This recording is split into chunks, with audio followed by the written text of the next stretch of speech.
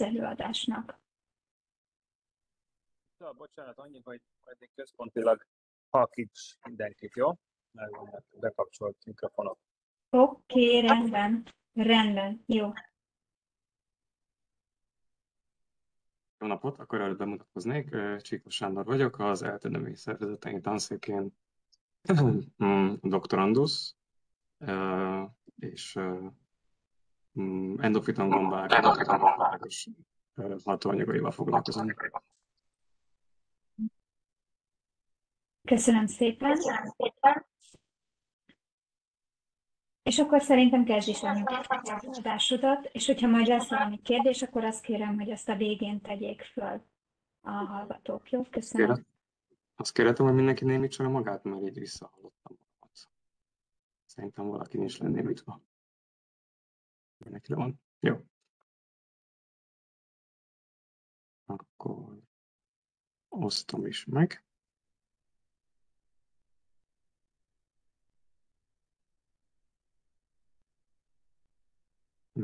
Nos, jó napot kívánok! Akkor a következőkben be szeretném mutatni egy tavalyi projektet, amit az Egyetemi Kutatási Ösztöndíj Program keretén belül végeztem az ELTE TTK növényszervezet tanszékén. Ez a projekt gomba-asszociált baktériumok másodlagos anyagcseretermékeinek és jelenlétének vizsgálatáról szólt. Egy rövid bevezető. A növények számos mikroorganizmussal élnek együtt, és ők is rendelkeznek mikrobiommal, és ennek a mikrobiomnak fontos részét képezik a különféle gombák.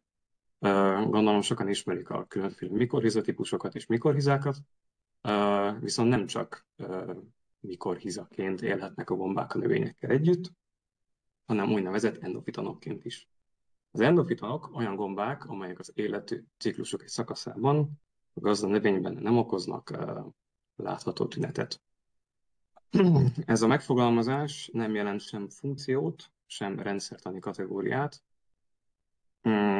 tehát nem tudjuk azt mondani, hogy az adott endofiton milyen funkcióval bírhat, és a valódi gombák számos rendjében, családjában találunk endofitonokat, nem pedig egy adott leszármazási vonalon. Csoportosításuk többféle szempont alapján történhet. Egyik például lehet a gazdanövény, például, hogy fűfélékben vagy fászszerúakban fordulnak elő, melyik szervet kolonizálják, például a hajtást, vagy a gyökeret, vagy az egész növény szisztémáson, illetve hogy hogyan terjedhetnek. Ugye van a horizontális terjedés, amikor egy adott élőhelyen élő növényegyedek között tudnak ezek az endofitonok terjedni, illetve lehet vertikális, amikor generációról generációra terjednek ezek az endofitonok, például a magon keresztül. Bizonyos endofitonokról elmondható, hogy a növények élőhely adaptációját segítik, tehát extrém körülményeket tudnak így a növények túlélni, illetve a legtöbb endofitonról viszont elmondható, hogy másodlagos anyagcseretermékek, metabolitok gazdag forrásai. Számos endofiton tűnik látens szaprotrófnak, tehát amikor a növény elhal, akkor ők lesznek az első lebontók, amik a növény szerves anyagait hasznosítják, illetve vannak olyan endofitonok, amik a külső és belső körülmények megváltozásával patogénekké alakulnak, ők az opportunista patogének, tehát később alakítanak ki szöveti károsodást. Ezek alapján elmondhatjuk, hogy a növény mikrobiomnak egy meghatározó eleme az endofitonok, és hát a mi csoportunk is alapvetően főleg ezekkel foglalkozik. Az endofitonoknak többféle osztályozása és csoportja van, nem nagyon szeretnék a részletekbe belemenni. Igazából 4 osztálya van, és mi a 4. osztállyal foglalkozunk, amikről elmondható, hogy leginkább a gyökeret, szinte kizárólag a gyökeret kolonizálják, és ez bennük a közös. És szeretnék felhozni egy példát, hogy valójában mit is jelent ez az élőhely adaptáció, illetve hogyan befolyásolhatják a növények, illetve a endofitonok, illetve egyéb mikroorganizmusok a növény túlélését. Itt Redman és munkatársai végeztek egy kísérletet, ahol ebből a növényből, a Dihantherium lanuginosumból izoláltak egy gombát, a Corularia fajt, és azt vették észre. Alapvetően ez a növény egy hőforrások mellett él a Yellowstone Nemzeti Parkban, és hogyha kivették a rendszerből a gombát, akkor a növény elhalt magas hőmérsékleten, még a gombával együtt akár a 50-60 fokot is túlélte. Aztán később rájöttek, hogy valójában a gombában vannak olyan mikroorganizmusok, például egy vírus, hát a vírus nem mikroorganizmus, de ebben az esetben pont egy vírus volt, amit ha kivettek a gombából, akkor megint se a növény, se a gomba nem tudta túlélni a magas hőmérsékletet. Tehát az, hogy egyedül a gomba segítene a növényt túlélni egy extrém környezetben, az így nem jelenthető ki, de így a mikroorganizmusok és a növény együttese járul hozzá végül is a növény túléléséhez. És hát ennek apropóján szeretnék beszélni a gomba-baktérium interakciókról. Ugye a gombák, legyenek azok a talajban vagy a növényben, baktériumokkal élnek együtt, és kapcsolatot alakítanak ki. Ugye ez lehet szinergista vagy antagonista. Szinergista azt jelenti, hogy a két partnernek ugye előnyös, míg az antagonizmus azt jelenti, hogy legalább az egyiknek hátrányos.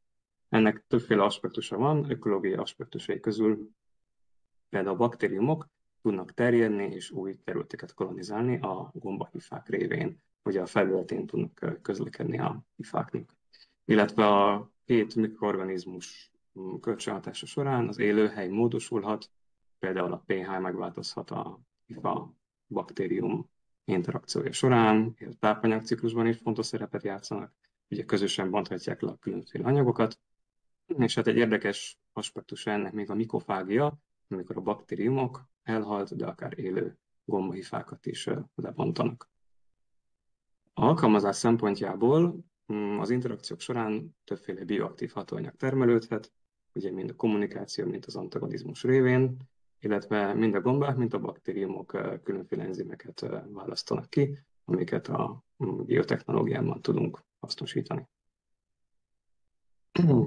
A tanszékünk egy igen gazdag gyökérenofiton gomba törzsgyűjteményen rendelkezik, és a mikrobiológiai tanszék munkatársa, illetve tanszékvezetője, Vajna Balázs egy korábbi munkája során több baktériumot tudott izolálni a gombáinkból. Itt ez a 4 baktérium, ezek gram-pozitív baktériumok, tehát vastagsejtfallal rendelkeznek. És hát a munkája ihletett meg igazából minket, és merült fel bennünk 2 alapvető kérdés, hogy a törzsgyűjteményünkben mégis mennyire jellemző az, hogy baktériumok élnek a gombákban, illetve hogy ezek a baktériumok milyen anyagcseretermékeket termelhetnek, mind külön, mind közösen a gombával együtt. A baktériumok jelenlétének kimutatására 2 módszert szeretnék bemutatni. Az egyik a FISH, a Fluorescence in situ hybridization angolul, aminek az a lényege, hogy a baktériumokat meg tudjuk jeleníteni fluoreszcencia mikroszkóppal a hifában, illetve a hifa körül. Itt például az ábrán láthatók ezek a lila csövek, ezek valójában hifák, és ezek a pici kék pöttyök, amik leginkább a hifa felszínén találhatóak, ezek baktériumok. Tehát így tudjuk megjeleníteni a baktériumokat. De a másik lehetséges módszer az, hogy DNS alapon kvantifikáljuk őket, tehát megalapítjuk, hogy mennyi baktérium lehet egy adott gomba mintában. Ez ebben az esetben azt jelenti, hogy gombából származó DNS mintában mennyi a baktérium, hívjuk úgy szennyezés. Ehhez mi QPCR technikát alkalmaztunk, tehát a kvantitatív polimeráz láncreakciót. Talán a PCR sokaknak ismerős, főleg a Covid-járvány óta. Ugye itt ennek az a lényege, hogy in vitro DNS-t másolunk, tehát ugye igazából egy műanyag főben. Ugye ez azért jó, mert specifikus, érzékeny, és ezzel az eljárással kvantitatív eredményeket tudunk nyerni. Tehát valójában ezzel a módszerrel megalapítjuk a baktériumok tömegességét. Nem egyenes arányos a baktériumok mennyiségével, vagy hát arányos, csak nem feltétlenül egyenesen, mert adott baktérium nem ugyanolyan mennyiségben tartalmazza azt az adott szekvenciát, amit mi a reakció során vizsgálunk. De valamiféle korreláció mégis elmondható. A projekt keretein belül 6 gombából bontunk ki DNS-t, ők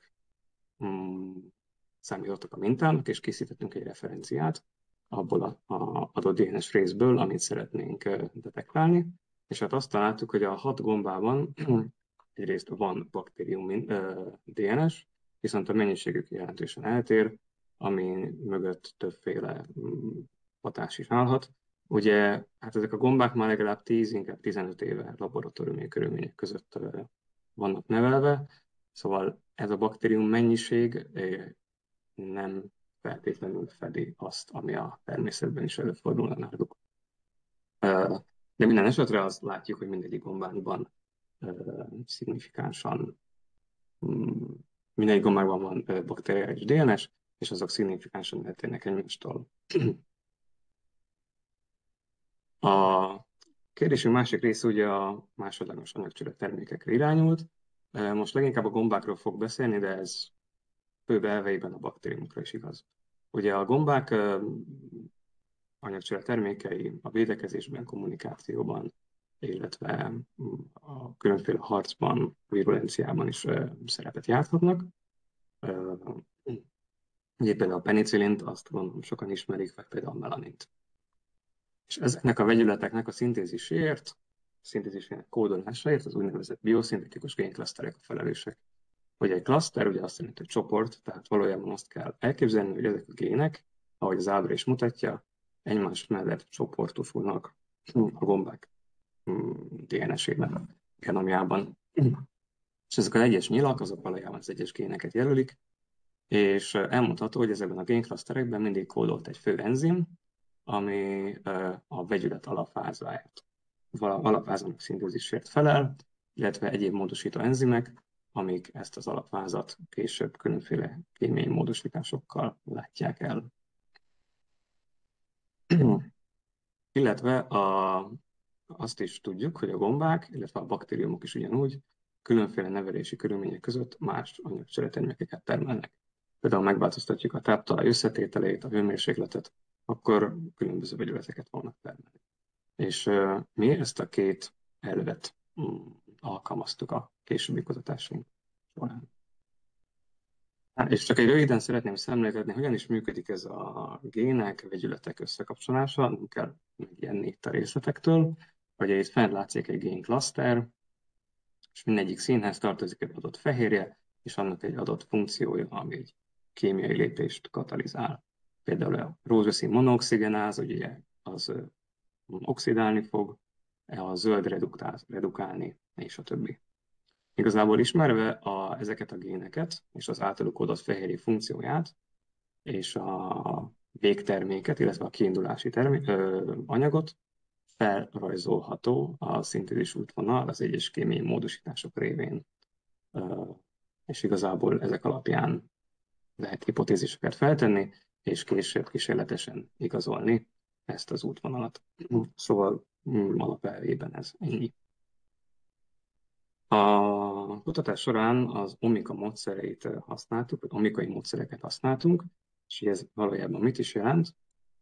Gondolom, itt a legtöbben már hallottak arról szóló, hogy genom. Ugye ez a DNS-ben kódolt gének összessége, és az a tudományterület, ami a genommal foglalkozik, hívjuk genomikának. A sejt, illetve organizmus különféle összetételei alapján többféle tudományterület létezik, ami az RNS-sel foglalkozik, az a transzkriptomika, ami a fehérjékkel, az a proteomika, és ami a metabolitokkal, tehát anyagcsere termékekkel, az a metabolomika. És alapvetően mindegyiknek a logikája hasonló. Adatbázisok vagy nagy áteresztő képességű kísérletek során nagy mennyiségű adat képződik, és ezeket az adatokat különféle bioinformatikai és statisztikai elemzésekkel vizsgáljuk, és a különféle mintázatok alapján hipotéziseket készítünk. Tehát itt nem bizonyítunk valamit, hanem hipotéziseket, kérdéseket generálunk. Igazából megpróbáljuk meglátni a big picture-t, a nagy képet, hogy mit is látunk különféle körülmények között, és hogy ez, és hát ugye a kérdés az lesz, hogy ezek a különféle, vagy ezek a különbségek mögött mi állhat. És hát ezeket integrálva átfogó képet kaphatunk, tehát ha nem csak a a genomról mondunk valamit, hanem az anyagcsere termékekről, vagy a fehérjékről, akkor is sokkal tisztább képet kaphatunk arról, hogy egy adott körülmény között mi is történik a szervezetben, vagy a sejtben. Néhány gyakorlati példát, ugye az egészségügyben ez segíthet minket a betegségek megértésében, vagy a személyre szabott gyógyászatban, vagy a mezőgazdaságban, például a nemesítésben. Nemesítéssel. A mi projektünkben genomikát használtunk ezeknek a génklasztereknek az azonosításához, tehát meg akartuk mondani, hogy az egyes gombákban, baktériumokban milyen génklaszterek fordulnak elő. Ezután csináltunk egy úgynevezett kokácsörös kísérletet, ami azt jelenti, hogy az egyik baktériumot az egyik gombával összeoltottuk, de külön meg is vizsgáltuk a két organizmust. És ezek után ezekből mintát vettünk, és a metabolimikai elemzésekkel próbáltunk különbségeket, hasonlóságokat keresni, hogy a gomba, illetve a baktérium milyen anyagokat termelhet külön, illetve együtt. Csak gyors felmutatása annak, hogy a 4 baktérium genomjában milyen mintázatokat találtunk. Itt a fehérjék funkcionális csoportosítása látható, igazából semmi kirívó, különleges dolgot nem találtunk. Ezek a baktériumok leginkább szabadon élő vagy talajban élő baktériumok lehetnek, viszont hát életmódra vonatkozó kutatásokat, további vizsgálatokat még folytatni kell. Viszont a génklaszterekben láttunk nagyobb különbségeket. Ez egy egyszerű listája annak a szoftvernek, ami a génklasztereket elemzi. Hát azt látjuk, hogy az egyik baktériumban 3 ilyen génklaszter van, tehát valószínűleg viszonylag kevés másodlagos anyagcsere terméket képes termelni, de másokban 8, 9 vagy akár 11 génklaszter is lehet. És ezek későbbi kutatásoknak lehetnek forrásai. A közös tenyészetben alapvetően kromatogramokat és tömegspektrometriás adatokat elemeztünk. A baktérium tenyészetében nem találtunk semmilyen kirívó, nagy mennyiségben előforduló vegyületet, még a gombában, a gomba mintáiban ismerünk, illetve találtunk vegyületeket, és hát ami az érdekes az, hogy a közös tenyészet leginkább a gomba anyagcsere termékeinek. A közös tenyészet profilja leginkább a gomba profiljához hasonlít. Egy-két új vegyületet tudtunk itt csúcsként megjeleníteni, és hogyha sokváltozós elemzést végzünk, itt ezen az ábrán a egyes minták igazából egymáshoz iszonyított elhelyezkedése látszik. Itt a szürke ez itt 3, ez itt a szürke, ez a baktérium mintái, a kék a kokácsör, tehát a közös tenyészet mintái, hát narancsos pedig a gombának a mintái. Hát azt látjuk, egyrészt van itt egy műtermék, az egyik baktérium mintája valahogy elég távol került mindenkitől, de a két baktérium mintája az elég közel áll egymáshoz, illetve az is látható, hogy a gomba, illetve a gomba baktérium mintái együtt csoportosulnak, tehát a metabolit összetételt leginkább itt is a gomba határozza meg. Ez valószínűleg a gomba nagyobb biomasszájára tudható be. Például, de hát ezt még további elemzéseknek alá kell vetni, és hát szeretnénk is. Hát ugye az talált génklaszterek aktivitását szeretnénk vizsgálni, illetve az adott vegyületeket szeretnénk azonosítani, mert az előző adatsorok csak a vegyületek összességét vette figyelembe, igazából nem tudjuk, hogy egy adott vegyület éppen micsoda. Viszont ha ez a két elemzés lefut, utána tudunk szintézis útvonalakat prediktálni, jósolni, amit majd további génaktivitás vizsgálatok, genetikai vizsgálatok követhetnek. Hát ennyit szerettem volna röviden elmondani, és köszönetet tartozok az Egyetemi Kutatási Ösztöndíj Programnak, témavezetőmnek Kovács Gábornak, és az ELTE mikológiai kutatócsoportjának, és önöknek a megtisztelő figyelmet.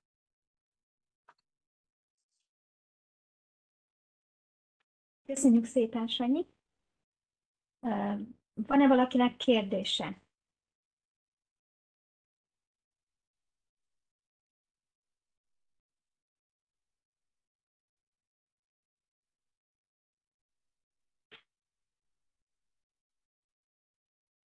Hát nem tolonganak az emberek.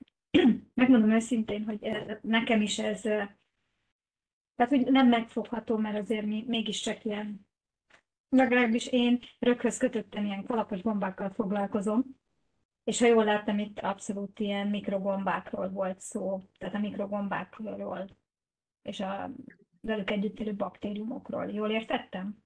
Igen, igen, igen. Ez vajon Hát működik kalapos gombáknál is? ugye ilyen telepeket ugye ők is tudnak képezni, és amúgy hasonló módszereket velük is tudunk csinálni. Hát amelyik nem igényel mm, növényt a növekedéshez, tehát ami talajon, tehát főleg szaprotróf kalapos bombákkal szerintem ez hasonlóan elvégezhető.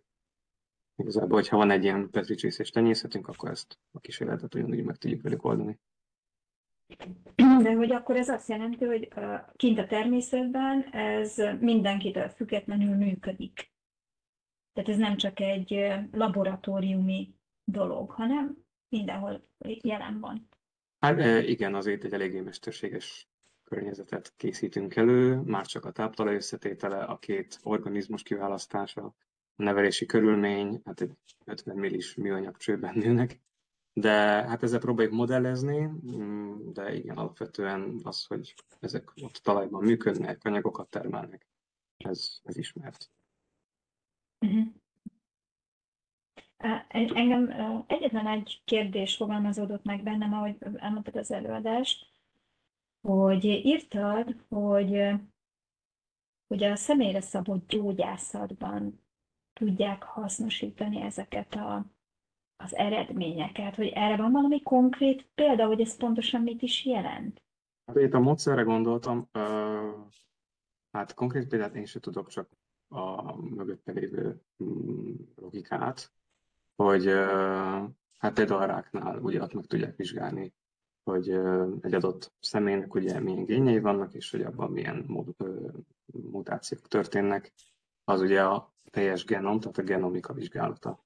Uh-huh. De ugyanígy metabolamikát is tudnak végezni, tehát egy adott szervünkből tudnak mintákat kivenni, és meg tudják állapítani, hogy milyen anyagcsere folyamatok zajlanak, és ezt összevetve a génekkel teljes képet kaphatnak, de ugye én is vagyok orvos, tehát ezt is csak így kb. Ennyire tudom. Ja, köszönöm szépen. Van esetleg még valakinek kérdése? Én mindenkit lenémítottam, de elvileg mindenki tudja saját magát visszahangosítani. Jó, tehát, hogy ez ne legyen probléma. Legalábbis én azt gondolom, hogy mindenki vissza tudja hangosítani magát. Jó, ha nincs kérdés. Nekem csak annyi lenne, Sanyi, köszi, hogy tök jó volt szerintem. Még én is megértettem, ugye, jelent valamit. Csak gratulálni szeretnék a szép munkához, az előadáshoz. Köszönöm szépen. Jó, akkor még egyszer köszönjük, és még egy kis türelmet kérünk. Most akkor Dórinak átadjuk az előadói jogkört. Ha megtalálom őt itt a jelenlévők között valahol. Megtaláltam.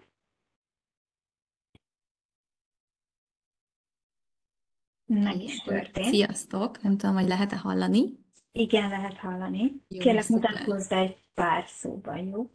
Jó, persze. Én Varga Dóra vagyok, és ugyanott vagyok PhD hallgató, mint ahol a Sanyi, úgyhogy az ELTÉN a biológia doktori iskola hallgatója vagyok, és a doktori munkámat, meg az előtte lévő MSc-s munkámat is már Dima Bálint téma vezetésével végeztem, illetve jelenleg is végzem. És amit a mai napon fogok bemutatni, egy előadást, ez nekem is erről az egyetemi kutatói ösztöndíj programról fog szólni, amilyen projekten dolgoztunk, ennek az eredményeit szeretném most majd ismertetni. És alapvetően ott a tanszéken főként ektomikorizaképző nagygombáknak a molekuláris filogenetikájával foglalkozom.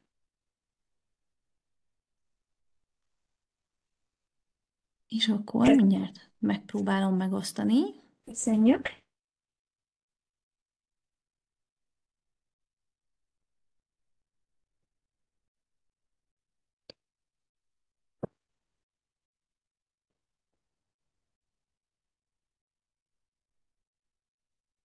Most talán már látszódik. Így van, látjuk. Jó, szuper. És tudom léptetni is. Mindjárt kiderül. Igen, oké. Szóval akkor a bemutatkozásom már megvolt, illetve azt is akkor említettem, hogy milyen kutatás keretén belül végeztük a munkánkat. Azt viszont még nem említettem, hogy ez a kutatásunk a tövisalja gombákra, a fajkomplex kriptikusságára és életmódjára irányult. Hát az Entoloma nemzetséget magyarul döggombáknak hívjuk, és egy fajgazdag, világszerte elterjedt nemzetségnek tekinthető, így Magyarországon is sok ide tartozó fajjal találkozhatunk, nagy egyedszámmal, és néhány fajcsoportjuk természetvédelmi szempontból veszélyeztetett élőhelyek, például láprétek ritka gombái, más leszármazási vonalakban több gyakori mérgezést okozó faj is előfordul, de találunk köztük ehető gombákat is. És tudjuk egy részükről, hogy szaprotrófok, vagy hogy vannak köztük paraziták, illetve ektomikoriza képzők is, de számos csoport életmódja vagy növénykapcsoltsága még feltáratlan. Ezek a csoportok többnyire taxonómiai revízióra is szorulnak. Egyik ilyen csoport a tövisalja gomba fajkomplex, az Entoloma clipatum, amelynek érdekessége, hogy termőtestei kivétel nélkül rózsafélék vagy szilfafélék alatt nőnek. Ez a fajkomplex alkotja tulajdonképpen az Entoloma alnemzetségnek a Nolanidé szekcióját, amit itt látunk fölül, amit így együttesen tövisalja gombáknak hívunk, de ez ugye több fajt takar, és eddig Magyarországon morfológia alapján ezek közül 4 faj volt ismert. Ezek a tövisalja gomba, a halványbarna döggomba, az ezüst szürke döggomba és az áprilisi döggomba. A tövisalja gomba és a halványbarna döggomba rózsafélék alatt, míg az ezüst szürke és áprilisi döggomba szilfafélék alatt is nőnek. A kutatásunknak 2 fő célja volt. Egyrészt a tövisalja gombák rendszertani viszonyainak megismerése, illetve a Magyarországon előforduló fajok feltárása, amihez DNS alapú molekuláris filogenetikai vizsgálatok voltak szükségesek. A másik cél pedig az ide tartozó gombák növénykapcsoltságának és élőhely preferenciája okának a vizsgálata volt. Ehhez pedig főként mikroszkópiai vizsgálatokat végeztünk, és DNS alapú azonosítást is. Most először erről az első célról szeretnék beszélni. A taxonómiai kérdések tisztázásához először is széleskörű mintavételezésre volt szükség, amihez ugye nagyon fontos kérdések, hogy mikor gyűjtsünk termőtestet, hol gyűjtsünk, és igazából minél többet. Ebben segítségemre voltak mikológusok és más terepi gombászok, akik a termőtestek begyűjtését és hozzánk való eljuttatását végezték. Illetve voltak már eleve megfelelően szárított és tárolt herbáriumi mintáink, amiket fel tudtam használni a vizsgálathoz. Igazából a baloldali ábrán az látszik, hogy milyen szép tavaszi időben érdemes főként ezeket a gombákat keresni, a jobb oldalin viszont látszik az egyik potenciális növénypartnere.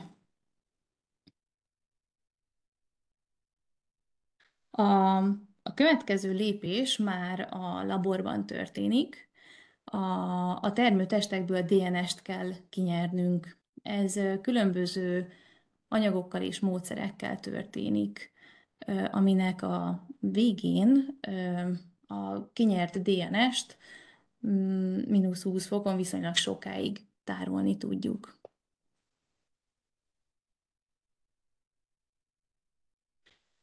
A molekuláris filogenetikai munka során a DNS-nek bizonyos részeit vizsgáljuk, és hasonlítjuk össze a különböző termőtestekből származó adatokat. Mik is ezek a bizonyos részek, amikre mi kíváncsiak vagyunk? Hát a gombák esetében az elsődleges ilyen vizsgálandó szakasz a sejtmagi DNS ITS régiója, ez látszik egyébként itt az ábra fenti részén. Ez a gombák elsődleges úgynevezett vonalkódja. Tehát mi is valójában ez a vonalkód? Ez tulajdonképpen a genomban egy olyan általában rövid szakaszt jelent, ami alapján akár fajszinten azonosítani lehet egy termőtestet, egy mintát. De egy filogenetikai munkához célra vezető minél több genetikai markert bevonni, és minél több DNS régiónak a változását megfigyelni. Ezek között vannak még fehérjekódoló DNS szakaszok is, például ezek az RPB1, RPB2, TEF, ezek fehérjéket kódoló szakaszok. Ezeket másodlagos vonalkódnak, vagy másodlagos markereknek nevezzük.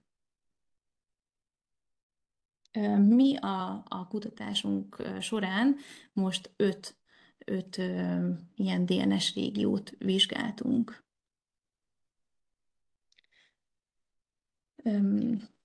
Ezeknek a szekvenciáit a GenBank és Unite nevű publikus adatbázisokban található szekvenciákkal vetettem össze. Itt már előzetes munkák során feltöltött szekvenciákat találhatunk, és a hasonló szekvenciákat legyűjtöttem, és ügyeltem arra, hogy ezeknek a szekvenciáknak a forrása minél nagyobb területet lefedjen a taxon elterjedési területéből. Ezekhez társultak még olyan szekvenciák is, amiket olyan külföldi kutatóktól kaptunk, akik szintén entolómákkal foglalkoznak, és végül akkor így állt össze a végleges adatsorunk.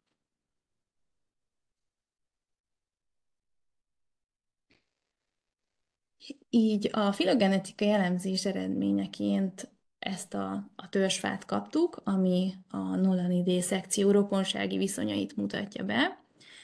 Összesen 14 leszármazási vonalat, más néven filogenetikai fajt láthatunk, amiből 9 európai, és zöld színnel jelöltem azokat, ahová magyarországi mintáink is csoportosultak. Ez 7 látható, úgyhogy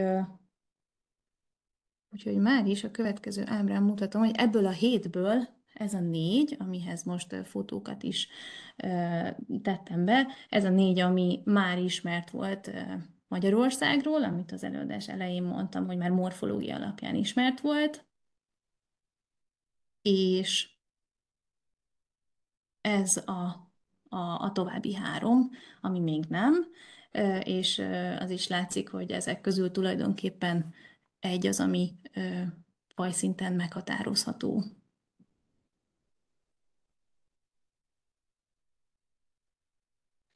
Most pedig áttérnénk a projekt másik fő céljára, ami a tövisaljagombák növénykapcsoltságára fókuszált.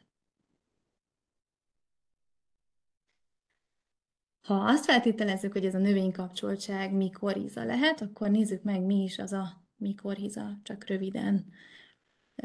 Növények és gombák között létrejövő kölcsönösen előnyös kapcsolat, ahol a növény biztosítja a gomba számára a szerves cukrokat, amiért cserébe a gomba segít a növény segíti a növényt a hatékonyabb vízfelvételben, illetve főként nitrogén és foszfor felvételét segíti még.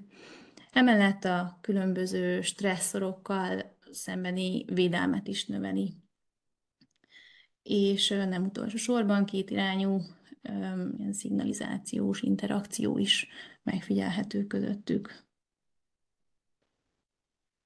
A mikorizák segítségével teljes föld alatti hálózatok jönnek létre, amik aztán egy egész erdei ökoszisztémában jelentős szerepet töltenek be. Ezt nevezzük Wood Wide Webnek, vagy más néven Common Mycorrhizal Networknek. Hát ez mire lehet jó? Egyrészt segíti a kommunikációt, akár növény-növény között is, illetve anyagáramlást biztosít, hatékonyabb lesz a területkihasználás, és például a mikoheterotrófoknak elengedhetetlen, hogy egy ilyen hálózathoz tartozzanak. Nézzük meg, hogy néz ki egy ektomikoriza kapcsolat közelebbről. Ez ugye az ektomikoriza, ez a mikorizáknak egy olyan fajtája, ami a növényi gyökérsejtek belsejében nem hatol be, ezért hívjuk ektónak, úgymond kívül marad. Mi jellemző rá, milyen struktúrákat kereshetünk egy ilyen kapcsolatnál, például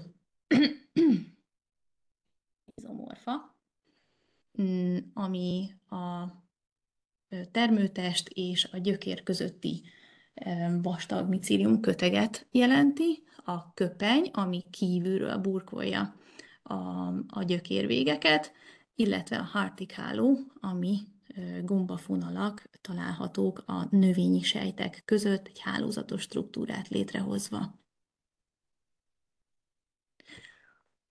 Honnan tudhatjuk azt, hogy egy gomba mikorizát képez-e, mikoriza kapcsolatot képez-e egy növényel? Hát egyrészt ugye van ez a módszer, hogy megfigyeljük, hogy a gomba egyáltalán milyen növények társaságában fordul elő főként, vagy ami nagyon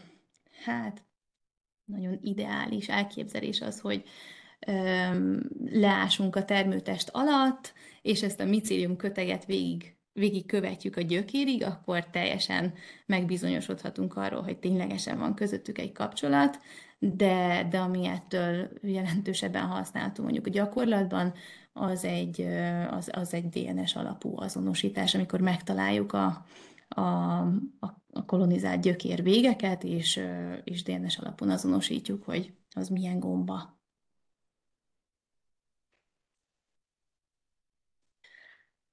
A munkánk itt is mintavételezéssel kezdődött, de itt fontos volt az, hogy friss termőtestek kerüljenek hozzánk, és szintén a Citizen Science keretében a Magyar Mikológiai Társaság gombászai segítségével gyűjtöttünk mintákat, akik felkutatták a termőtesteket, majd a GPS koordinátákat megosztották velünk, és a termőtestet, illetve annak környezetét, így a talajt és benne a gyökereket már mi gyűjthettük be. Ősszel 1 és tavasszal 5 mintavételezési területet jártunk be. A begyűjtött talajtömbökből hát kellő ideig tartó áztatás után óvatosan kimostam a benne található gyökereket, és kerestem a termőtestek és gyökerek közötti kapcsolatokat. Itt a kis termőtest primordiumokat karikáztam be, azok látszódnak itt. Hát ezeknek a közelében keresgéltem leginkább. És jó esetben a mosás végére tiszta, elkülöníthető gyökereket kaptam, és ezeket morfológia szerint csoportosítottam, és a gyökérvégeket sztereomikroszkópban végignéztem, és kerestem mikorizára utaló struktúrákat.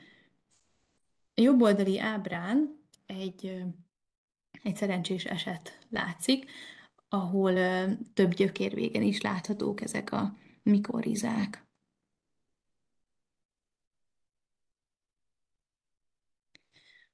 A termőtest és a növény gyökere között fontos struktúra lehet ugye a rizomorfa, amit az előbb említettem már, ami sztereomikroszkóp alatt egy vékony, fonalszerű képletnek tűnik,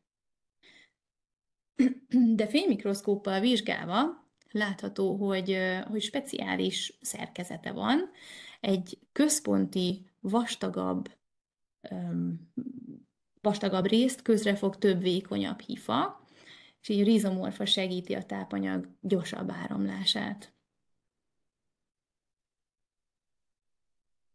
Főként galagunya, szilvafa és körtefa gyökerét vizsgáltam, és ezek mindegyikén jól látszottak hasonló morfológiájú, mikorizára utaló gyökérvégek. Ezek látszódnak itt a baloldali ábrán. Szinte szabad szemmel is jól látható, hogy nagyméretű gombaköpeny borítja ezeket a gyökérvégeket, és fénymikroszkóppal vizsgálva látszódott, hogy valóban ez a gombaköpeny nagyon vastag, és ráadásul több rétegű.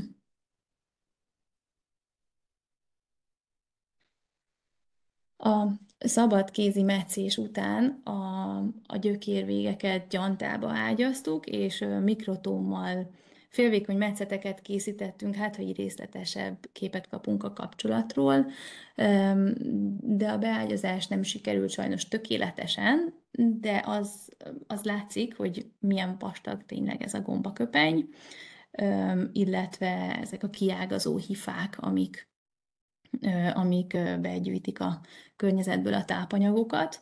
Ezek is jól látszottak, és a jobb oldali ábrán pedig fluoreszcens festést alkalmaztam, ami a gombák sejtfalához kötődő festék, és itt is szintén kirajzolódott az, hogy a köpeny mennyire vastag.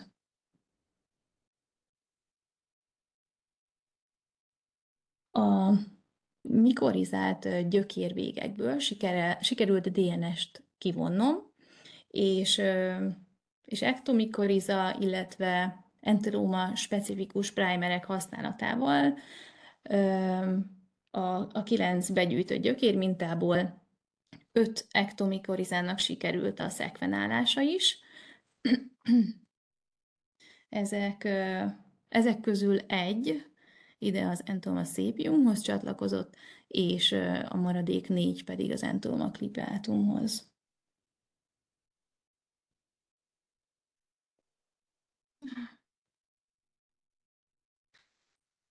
És emellett próbáltam a termőtestekből izolátumot készíteni, létrehozni, hogy legyen a laborban fenntartott izolátumok, vagy fenntartható izolátumunk az esetleges további vizsgálatokhoz, de sajnos ez, mint sok más ektomikoriza képző gomba esetén nehézkes volt.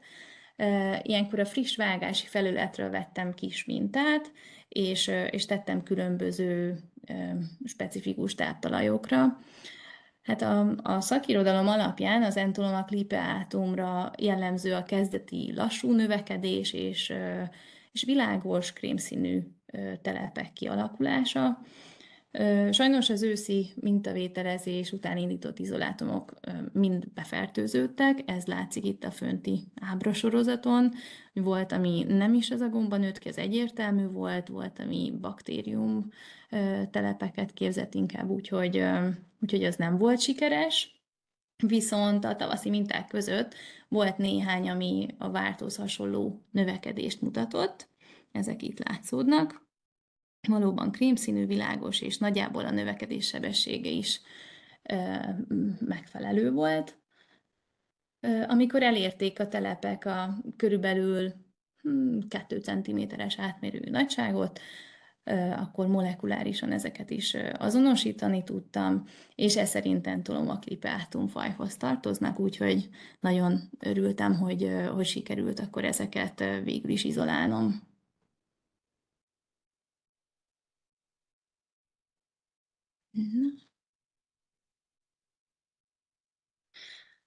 Igaz, ennek a kutatási pályázatnak az ideje már lejárt, de további teendők mindig vannak határidők után is. Így következő lépésként még vár ránk a filogenetikai eredmények alapján esetlegesen új fajok leírása, a mikorizált növényeknek a molekuláris azonosítása is, hogy minél biztosabbak lehessünk abban, hogy valóban azok a gyökerek azokhoz a növényekhez tartoztak, amikhez gondoljuk, illetve azért még szeretném ezt a növény és gomba közötti asszociációt jobban vizualizálni, és esetleg más mikroszkópos technikákat kipróbálni, más festéseket, más beágyazási módszert, hogy ez azért sikeresebb legyen. Sok mindenkinek köszönettel tartozom, hogy ez a munka megvalósulhatott, többek között az Egyetemi Kutatói Ösztöndíjprogramnak, valamint a témavezetőmnek, Dima Bálintnak köszönöm a munkáját, és a mikológia kutatócsoportunk többi tagjának is, illetve a terepi gombászoknak és a külföldi partnereknek egyaránt, hogy mintát szolgáltattak nekünk. És köszönöm szépen a figyelmet! Köszönjük szépen, Dóri. Van-e valakinek kérdése? Vagy megjegyzése, vagy bármi, amit szeretne megosztani? Nekem lenne egy kérdésem, Igen? hogy én gyűjtöttem én is, ugye, vagy mutattam ilyen tövisajagombát, tehát nagyon kis részben részt vettem ebbe a dologba, és az érdekelne, hogy láttam ezeket a mikroszkópos fotókat, hogy akkor ez alapján ektomikorizásnak mondhatók ezek a gombák, vagy milyen státuszúaknak vélitek most? Igen, most nagyon úgy tűnik, hogy ektomikoriza képzők. Én nagyon szeretném azt elérni, hogy egy Hartig hálót is láthassunk, de egy ilyen vastag gombaköpennyel és egyértelműen ilyen ecto-like structure-nek mondhatnánk, úgymond. Ezzel így egyértelmű szerintem, hogy ez most ektomikoriza képző, igen. Én nagyon szeretném, mondom, hogyha egy Hartig hálót is még tudnánk mikroszkópiával megnézni, de most nagyon úgy tűnik, igen. Szilfát néztetek, vagy azt nem? Szilfát? De volt az őszi mintavételezés, az biztos, hogy szilfa volt, csak ott sajnos nem sikerült a molekuláris azonosítás így az ektoknál, úgyhogy azt végül nem is vittük tovább. Köszönöm szépen.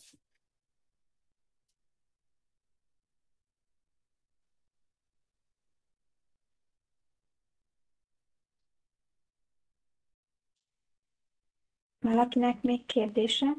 Hozzáfűzni valóján? Nekem annyi kérdésem, hogy ezek ehetők? Bocsánat. Köszi, Dóri. Jó volt nagyon. Ez is, úgyhogy hát igen, még van csomó munka a jövőben is ezekkel. Tényleg még a szilfát lehetne majd újra mintázni. Igen, az úgyis most már nem sokára jön szerintem, úgyhogy... Hát igen, majd meg kell kérdezni a Bálint Nikit, hogy a rendőrségen őnek Igen, mert most nagyon pályázom arra, hogy friss mintából tudjunk mikroszkópiázni, vagy mikroszkópozni, mert az előzőnél ugye az nagy probléma volt, hogy már etanolban áztak egy ideje. Úgyhogy hát, ha most a friss mintával tovább jutunk. Igen, sajnos az ősz az nem annyira csapadékos, hogy főleg itt központi részben, hogy itt nagy reményeink lennének, de meglátjuk. Úgyhogy aki verseny talál ilyen tövisajagomba szerint kinézetű döggombát, az szóljon nekik. Igen, és Peti, nagyon köszönjük, hogy az előzőekben is már szóltál, és sikeresen megtaláltuk a GPS koordináták alapján.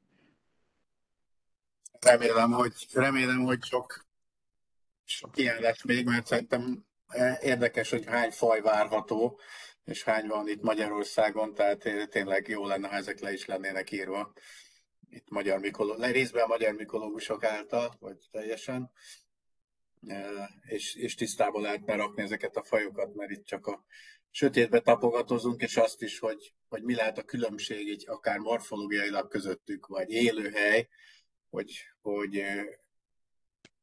tényleg jól meg lehessen terepen is határozni ezeket a gombákat, mert ez hiányzik rá, mondjuk, hogy több is alja, aztán sok minden más nem tudunk. Dolgozunk rajta, Tudom. mint a többi dolgon. Csapataink harcban állnak. Jó, hát nem tudom, van még valakinek kérdés esetleg? Nekem lenne egy kérdésem, Szuper. lehet hallani, hogy mennyire bonyolult egy ilyen mintavétel, ahol gondolom akkor ott ásni kell, gyökereket kiszedni, ahhoz nem tudod, kell ilyen engedély, vagy ezt csak úgy érdekes éppen, hogy csináljátok. Hát engedélyt nem kértünk, úgyhogy én gondolom, hogy olyan területeken jártunk, ahol engedélykérése nem szükséges, és tényleg úgy történt, hogy ahol találtunk termőtestet, ott leástunk a talajba, és akkor körülbelül egy ilyen 25x25-ös területről kiszedtünk egy talajkockát, amit bezacskóztunk, és még aznap rögtön fel is dolgoztam őket.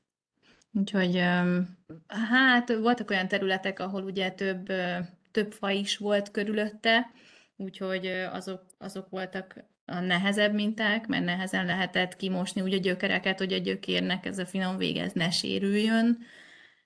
Úgyhogy maga a mintavételezés az nem volt annyira bonyolult, inkább utána a feldolgozása kívánt több türelmet.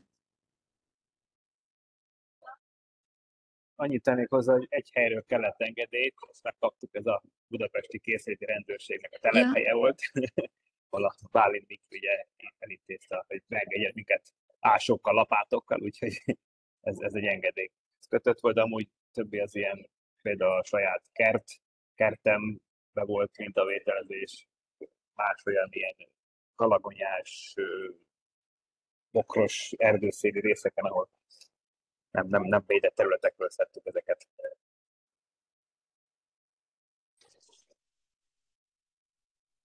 Jó.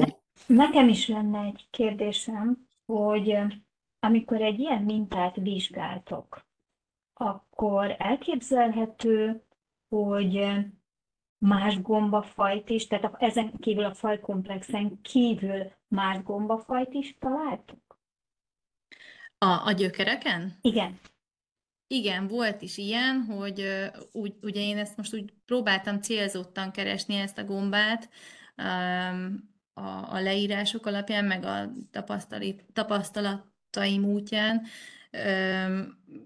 Ugye ez a világos színű, nagyobb gombaköpenyt képző mikorizát kerestem, de közben találtam olyat is, ami pici volt, barna színű pici volt, fehér színű, csak azok biztos, hogy nem ezek a gombák, úgyhogy azzal végül is így nem foglalkoztunk, meg ugye, ahogy mosogattam ki itt ezekből a talajtömbökből a gyökereket, volt olyan gyökér is, például mondjuk tölgynek a gyökere, amin többféle mikoriza is volt, csak hát nekünk most az a gyökér az nem volt érdekes annyira. Köszönöm.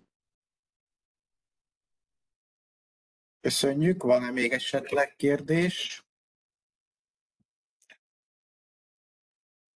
Ha nincsen, akkor nagyon szépen köszönöm az előadóknak. Még egy technikai bejelentést tennék azért, hogy ugye a következő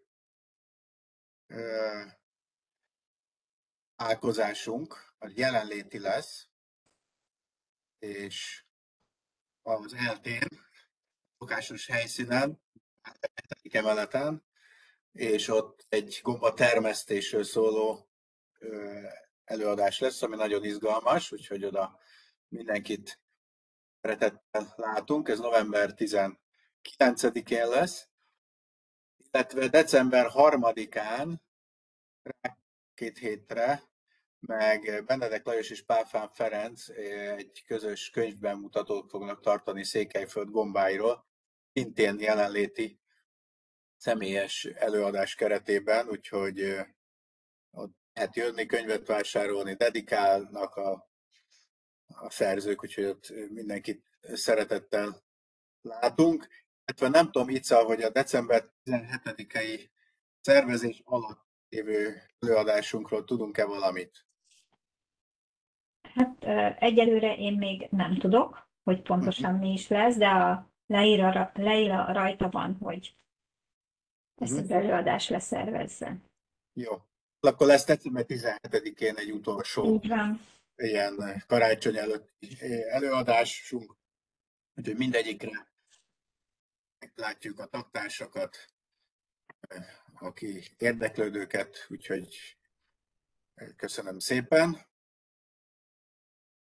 És akik elég sokan, 25-en részt vettünk rajta, hogy ez felvételre is került, ez az előadás, és akkor akik regisztráltak, azok meg is kapják majd ezt a előadást, és akkor vissza tudják nézni, vagy akik esetleg nem tudtak részt venni rajta. Köszönöm szépen. Ica, van-e még valami esetleg? Nem, nekem nincsen semmi mondani való. Köszönjük szépen az előadóknak. Köszönjük az előadóknak még egyszer. Köszönjük, sziasztok! Köszönjük!